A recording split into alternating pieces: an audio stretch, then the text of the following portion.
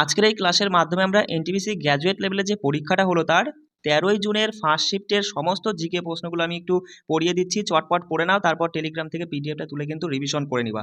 দেখো, প্রথম প্রশ্ন এসেছিল যে একটি এমএস পাওয়ার পয়েন্ট উপস্থাপনায় ডট পিডিএফ ফাইল হিসাবে সংরক্ষণ করার প্রধান সুবিধাটা কি? ওই পিডিএফ মানে সংরক্ষণ করার সময় তুমি কি ডট পিডিএফ লেখা আসে না, তা এটার সুবিধাটা কি? এটার সুবিধা হচ্ছে এটি ফাইলের আকার হ্রাস করে এবং অবাঞ্ছিত সম্পাদনা প্রতিরোধ করে। অপশন 2 আমাদের সঠিক উত্তর। বলছে দেখো যে 1976 সালে 40তম সংশোধনী আইনের প্রেক্ষিতে কোন শ্রেণীর সামুদ্রিক অঞ্চল সংসদের আইন প্রণয়নে এর আর কি এখতিয়ারভুক্ত করা হয়েছিল? তা সেটা মাথায় রাখবে যে আঞ্চলিক জলসীমা এবং ইইজেড।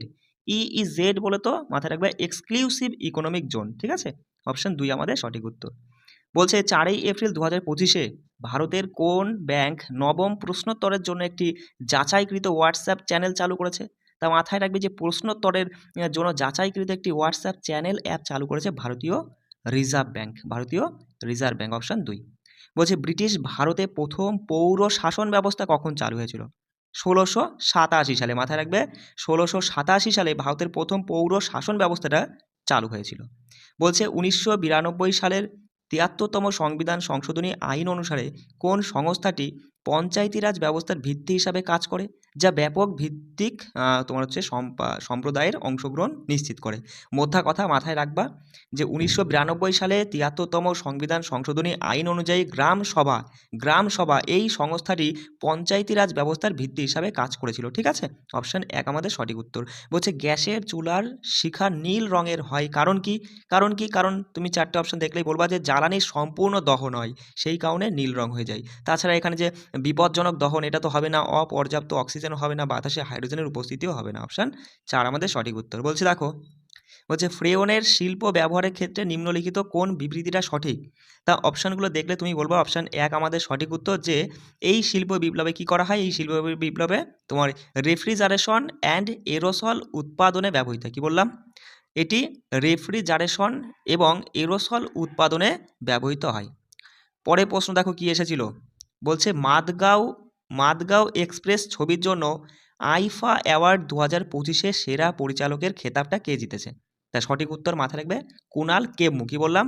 কুনাল কেম্মু, যিনি এই মাদগাঁও এক্সপ্রেস ছবির জন্যই কিন্তু আইফা অ্যাওয়ার্ড 2025-এ জিতেছেন। বলছে প্রাচীন তামিল সাহিত্যের 8টি কাব্যগ্রন্থের সংকলন নিচের কোনটিতে রয়েছে? তা মাথায় রাখবে এখানে অপশানে একটু ভুল উঠে গেছে, আমি বলে দিচ্ছি। এত্তুরটোকায়। কি বললাম? প্রাচীন তামিল সাহিত্যের 8টি কাব্যগ্রন্থ সংকলনে এত্তুরটোকাইটা রয়েছে এর মধ্যে। অপশানে এখানে 1-এ হওয়া উচিত ছিল এত্তুরটোকাই। কি বললাম? এত্তুরটোকাই। ঠিক আছে। বলছে দেখো, ডিসেম্বর 2022 সাল থেকে জিএসটি সংস্কারের সাথে যুক্ত জাতীয় মুনাফা বিরোধী কর্তৃপক্ষের কার্যাবলী ভারতের কোন সংস্থার কাছে স্থানান্তরিত হয়েছে?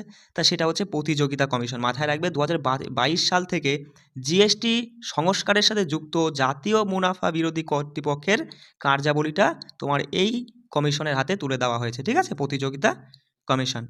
বলছে নিম্নলিখিতদের মধ্যে কে মৌর্য শাসক ছিলেন না? তাহলে অপশানগুলো দেখলেই তুমি খুব সহজে বলবা যে পুষ্যমিত্র শুঙ্গ, যিনি শুঙ্গ বংশের আর কি প্রতিষ্ঠাতাই তো ছিলেন, তাই তিনি কিন্তু এই মৌর্য শাসকের মধ্যে পড়ছেন না, তাই না? 2 আমাদের সঠিক উত্তর। বলছে 2011 সালের আদমশুমারি অনুসারে 2011 সালে সর্বোচ্চ জনসংখ্যার ঘনত্ব রেকর্ড করেছিল এর মধ্যে কোনটি? সঠিক উত্তর উত্তর পূর্ব দিল্লি। মাথায় রাখবে কি বললাম? উত্তর পূর্ব দিল্লি 2011 সালের এই জনঘনত্বের দিক থেকে রেকর্ড গড়ে তুলেছিল। ঠিক আছে, অপশান 2 আমাদের সঠিক উত্তর। বলছে ছোটনাগপুর মালভূমি কোন নদী দ্বারা নিষ্কাশিত? তা সেটা হচ্ছে দামোদর নদী। মাথায় রাখবে ছোটনাগপুর মালভূমি দামোদর নদী দ্বারা নিষ্কাশিত। বলছে দেখো সালের বিদ্রোহ, এখানে সালটা তোলা হয়নি। মাথায় রাখবে 1857 সাল। 1857 সালের বিদ্রোহ যেটা 10ই মে হয়েছিল, তা বলছে কোন স্থান থেকে শুরু হয়েছিল? যখন সিপাহীরা বিদ্রোহ করে দ্বিতীয় বাহাদুর শাহকে সিংহাসনে বসানোর জন্য দিল্লির দিকে যাত্রা করেছিল। কোথা থেকে শুরু হয়েছিল? মহাবিদ্রোহ মিরাট থেকে। মাথায় রাখবে মিরাট, অপশান 2 সঠিক উত্তর। বলছে থর মরুভূমিতে সেচের ক্ষেত্রে কোন খাল প্রক্রিয়াটি গুরুত্বপূর্ণ ভূমিকা পালন করে? তাহলে থর মরুভূমিতে সেচের জন্য ইন্দিরা গান্ধী খাল। কি বললাম? ইন্দিরা গান্ধী খালটা কিন্তু বেশ গুরুত্বপূর্ণ। কোথায়? থর মরুভূমিতে সেচের জন্য। 2019 সালের নাগরিকত্ব সংশোধনীর আওতায় কয়টি ধর্মীয় সম্প্রদায় অন্তর্ভুক্ত? 6টি। কয়টি? 6টি। মাথায় রাখবে 2019 সালের নাগরিকত্ব সংশোধনীর আওতায় 6টি ধর্মীয় সম্প্রদায় কিন্তু অন্তর্ভুক্ত। দেখো মনে করো না যে ইজি প্রশ্ন চলে আসবে কিন্তু পরীক্ষায়। ইজি প্রশ্ন আসবে না বস। ঠিক আছে? তুমি কোনো বইতে কোনো একটা পার্টিকুলার নির্দিষ্ট বইতে কিন্তু যে এই যে তথ্যগুলো জিকের জন্য যে অনেকে কি করে একটা পার্টিকুলার বই কিনে নেয়। সেই বই থেকে পড়লেই চলে আসবে সেটা কিন্তু সম্ভব নয়। ঠিক আছে? তোমাকে সবসময় অ্যাক্টিভ থাকতে হবে কি? দেখতে হবে যে টিসিএস কি পরীক্ষা নিচ্ছে। এই যে সামনে যে পরীক্ষাগুলো সেটা তুমি আরপিএফ দিয়ে যেগুলো হয়ে গেল। এই যে এএলপি বলো বা এই যে 2025 যে এক্সামগুলো হয়েছে, যে এক্সামগুলো টিসিএস নিয়েছে, সেই সমস্ত এক্সামের তথ্য প্রশ্নগুলো তোমাকে কিন্তু ফলো করতে হবে। সেগুলো কিন্তু তোমাকে পড়তে হবে। আর এই মুহূর্তে আমি অত কিছু করাতে পারছি না এই কারণে, কারণ আর হাতে বেশি সময় নেই। এখন যদি তোমাদের আমি এই দিয়ে ওই দিয়ে ভরিয়ে দিই, তাহলে কিন্তু বাস তুমি কিন্তু একদম মানে কি বলবো সব গুলিয়ে ফেলবা। পড়তে পারবা না। সেই জন্য আমি তোমাদের এই পিভিআর, সিআরসির সমস্ত 47টা শিফটের জিকেগুলো তুলে ধরছি। এগুলো পড়ে মুখস্থ করে নিবা। এবং আমরা দেখলাম এই যে যেই টপিকগুলো থেকে প্রশ্ন তুলেছে সেই টপিকগুলো একটু হালকা করে তোমার হচ্ছে সাজেশন ভিত্তিক এমসিকিউ আকারে পড়ে নেবো। খুব বেশি দিলে চাপ হয়ে যাবে। খুব বেশি আমি দিচ্ছি না, অল্প অল্প দিচ্ছি। অল্প অল্প পড়ে প্রতিদিনকার পড়া কিন্তু প্রতিদিন রিভিশন কিন্তু মাস্ট, রিভিশন কিন্তু করবেই। ঠিক আছে? আজকে যেটা পড়ছো পড়ে নাও, আগের দিনকার সমস্ত কিছু আজকে যখন সময় পাবো রিভিশন করে নেবো। দেখো পরে প্রশ্ন এসেছিল যে প্রধানমন্ত্রী নরেন্দ্র মোদী 2025 সালের মার্চ মাসে 57তম জাতীয় দিবস উদযাপনে যোগ দিতে তা কোন দেশে সফর করেছিল? মানে কোন দেশে তোমার এই 57তম তার জাতীয় তোমার হচ্ছে যে দিবস উদযাপনের জন্য কোন দেশে সফর করেছিল? মরিশাস। ঠিক আছে? অপশন 1 আমাদের সঠিক উত্তর। বলছে ইউনেস্কো 24শে জানুয়ারি 2025 তারিখে কোন বিশ্বব্যাপী দিবসটি পালন করলো? 24শে জানুয়ারি 2025-এ ইউনেস্কো কি পালন করলো? আন্তর্জাতিক শিক্ষা দিবস। মাথায় রাখবে, আন্তর্জাতিক শিক্ষা দিবস। বলছে 2025 সালে ফেব্রুয়ারিতে কোন স্থানে বর্ডার রোডস অর্গানাইজেশনের একটি ক্যাম্পে তুষারধস ঘটনার জন্যই 8 জন আর কি নিহত হয়েছিলেন? সেটা হচ্ছে উত্তরাখণ্ডের মানাতে। মাথায় রাখবে, উত্তরাখণ্ডের মানা। অপশন 4 আমাদের সঠিক উত্তর। বলছে উত্তর ও মধ্য ভারতের কিছু অঞ্চলে মহলওয়ারি ব্যবস্থা প্রচলিত ছিল। তা এই মহলওয়ারি ব্যবস্থার অধীনে ভূমি রাজস্ব কাদের কাছ থেকে তোমার হচ্ছে আদায় করতো? তা এই মহলওয়ারি ব্যবস্থার অধীনে মাথায় রাখবা ভূমি রাজস্ব আদায় করা হতো গ্রামের যে প্রধান থাকতো তার কাছ থেকেই আদায় করা হতো। ঠিক আছে? অপশন 1 আমাদের সঠিক উত্তর। বলছে 2025 সালের এশিয়ান স্নুকার চ্যাম্পিয়নশিপে ফাইনালে পঙ্কজ আদবানি নিম্নলিখিত কাকে পরাজিত করেছিল?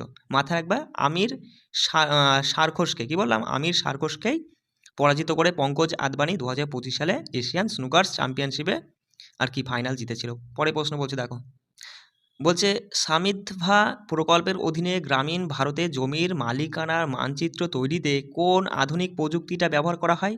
তা ড্রোন জরিপ পদ্ধতি। এই পদ্ধতি বা বলতে পারো এই প্রযুক্তিটা ব্যবহার করা হয়ে থাকছে তোমার এই সামিদ্ধা প্রকল্পের অধীনে গ্রামীণ ভারতে জমির মালিকানা মানচিত্র তৈরিতে। ঠিক আছে? ড্রোন জরিপ প্রযুক্তি ব্যবহার করা হচ্ছে। বলছে একজন দায়রা জজ মানে হচ্ছে কি বলতো জেলার যে সর্বোচ্চ ফৌজদারি আদালতের বিচারককেই দায়রা জজ বলা হয়। তার দায়রা জজ কর্তৃক প্রদত্ত নিম্নলিখিত কোন বাক্যটির জন্য হাইকোর্ট কর্তৃক বাধ্যতামূলক অনুমোদনের প্রয়োজন? সেটা হচ্ছে এর মধ্যে দেখলেই বলবা মৃত্যুদণ্ড। অপশান 4 আমাদের সঠিক উত্তর হয়ে যাচ্ছে। বলছে ইনপুট ট্যাক্স ক্রেডিটের নিরবিচ্ছিন্নতা এবং অবিচ্ছিন্নতা যাই হোক মিস্টেক হয়ে গেছে, দেখে নিও। শৃঙ্খল হলো নিম্নলিখিত কোন করের ক্ষেত্রে করের তোমার হচ্ছে ক্যাসকেডিং এড়াতে একটি প্রক্রিয়া? তা সেটা হচ্ছে জিএসটি। ঠিক আছে? অপশান 4 আমাদের সঠিক উত্তর। দেখো যেগুলো একটু মিস্টেক হয়ে গেছে না, আমি কিন্তু পিডিএফ দেওয়ার সময় তোমাদের সেগুলো ঠিক করে দেবো, অসুবিধা নেই। পরের প্রশ্ন বলছে দেখো অ্যারো ইন্ডিয়া 2025-এ ডিআরডিও ভারতীয় নৌবাহিনীর জন্য বিমান উৎক্ষেপণ ক্ষমতা বৃদ্ধির জন্য একটি নতুন প্রযুক্তি উন্মোচন করেছে। এই প্রযুক্তিটার নাম হচ্ছে ইলেকট্রোম্যাগনেটিক লঞ্চ সিস্টেম। কি বললাম? Electromagnetic launch system. বলছে সহায়ক কোষগুলির কাজ কি? তা মাথায় রাখবে যে স্টোমাটাল ফাংশনে গার্ড কোষের সহায়তা করাই হচ্ছে সহায়ক কোষগুলির কাজ। অপশান 3 আমাদের সঠিক উত্তর।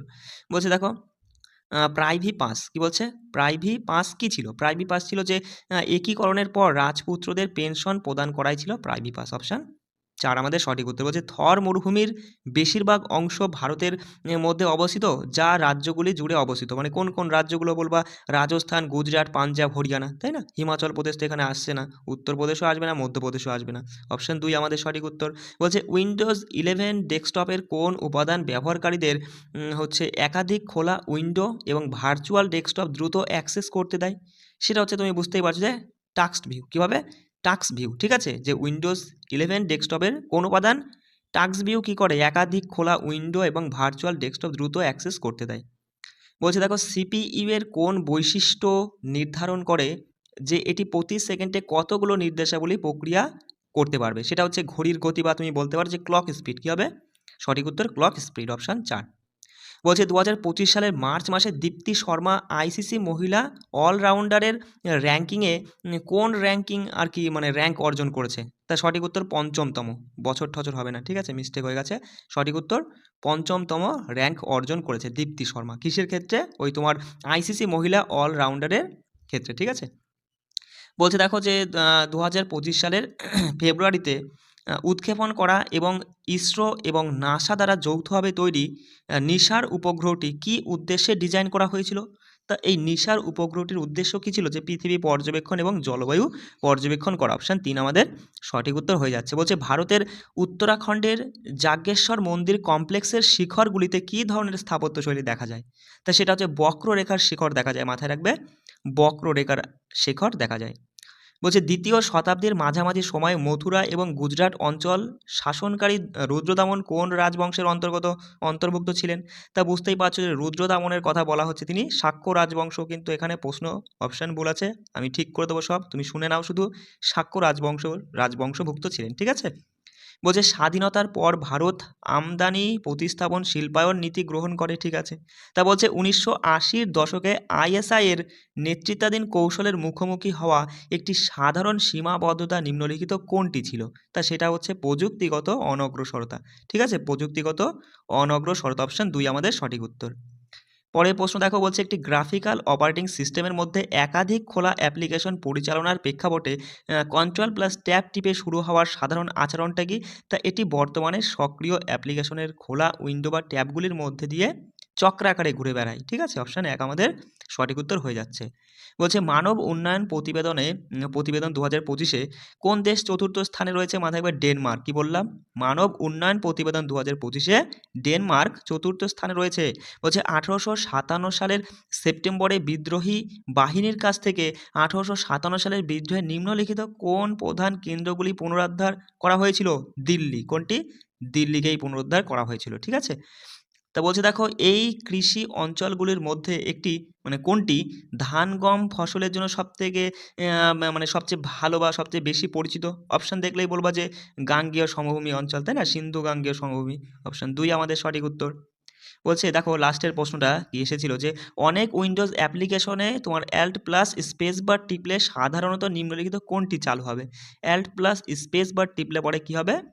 তোমার হচ্ছে বর্তমান উইন্ডোজ সিস্টেম মেনু তোমার হচ্ছে চালু করার জন্যই আর কি এইটা টেপা হয়ে থাকে, ঠিক আছে। এই অপশান 3 এখানেই সঠিক উত্তর, পড়ে নিবা একটু। এই ছিল তোমাদের 13ই জুনের ফার্স্ট শিফটের সমস্ত জিকে প্রশ্নগুলো একটু পড়ে নিলে, এবার চটপট রিভিশন করে নাও 2-3 বার করে, কেমন? সবাই ভালো করে পড়বে। কোনো অসুবিধা হলে আমি তো বলেই দিয়েছি, আবারও বলছি, দেখো 6296053459 এই নাম্বারে সরাসরি আমার সঙ্গে যোগাযোগ করতে পারো, কেমন? রাখছি, জয় হিন্দ।